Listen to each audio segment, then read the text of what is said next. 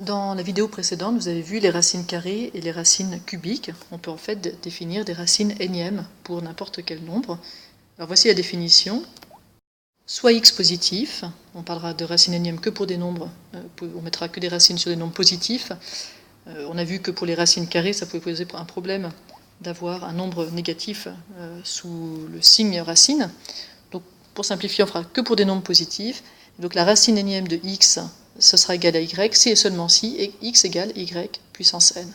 Autrement dit, la racine énième de x, c'est le nombre y qui, élevé à la puissance n, donne x.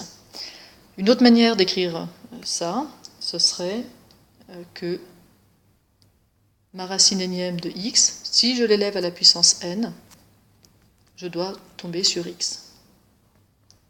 Alors les deux définitions sont valables, il faut garder les deux. Je vous rappelle un peu de vocabulaire. Ce qu'il y a sous la racine, le x, ça s'appelle le radicande. Et puis le n qui est ici, on a vu les carrés, on a vu les cubes, et maintenant on voit que c'est possible pour tout n, ça s'appelle l'ordre de la racine. Par exemple, pour calculer la racine quatrième de 16, je dois me demander quel est le nombre qui, élevé à la puissance 4, donne 16. Et en principe, vous devez savoir que c'est 2. Effectivement, 2 puissance 4, c'est égal à 16. Alors une propriété importante des racines énièmes, et qui justifie d'ailleurs qu'on en parle dans ce chapitre sur les puissances, c'est que la racine énième d'un nombre a, ça peut s'écrire a à la puissance 1 sur n. Alors je mets propriété, on pourrait décider de dire que c'est plutôt une convention, mais je vais expliquer d'où ça vient, c'est pas une convention qui débarque, elle a du sens. L'explication que je vais donner là est un petit peu technique, n'hésitez pas à la regarder quand même, mais si vous ne comprenez pas, ne revenez pas dessus, c'est pas grave, c'est juste pour expliquer pourquoi on écrit que ce racine énième de a, c'est a à la puissance 1 sur n.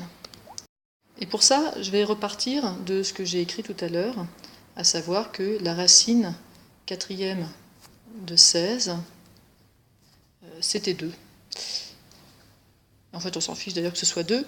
Ce que j'aimerais savoir, c'est est-ce que je peux écrire ça sous la forme d'une puissance? Est-ce que ce racine quatrième, je peux l'écrire sous la forme d'une certaine puissance p? Est-ce que racine quatrième de 16, ça peut être égal à 16 puissance p?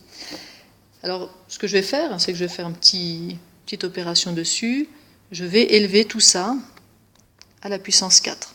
Quand j'élève tout à la puissance 4, donc racine quatrième de 16, puissance 4, et puis 16 puissance p, puissance 4, j'obtiens ici, à gauche, 16. Ma racine quatrième, elle est compensée par le puissance 4.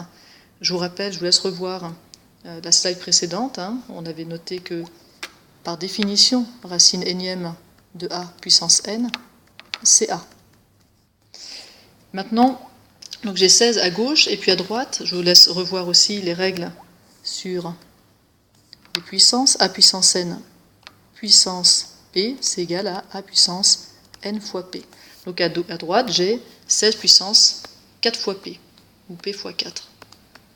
Alors finalement, si je veux avoir une puissance qui marche bien, il faut que, ici c'est comme j'avais 16 puissance 1, il faut que mon 1 soit égal à 4 fois p, et donc il faut que mon p soit égal à 1 quart.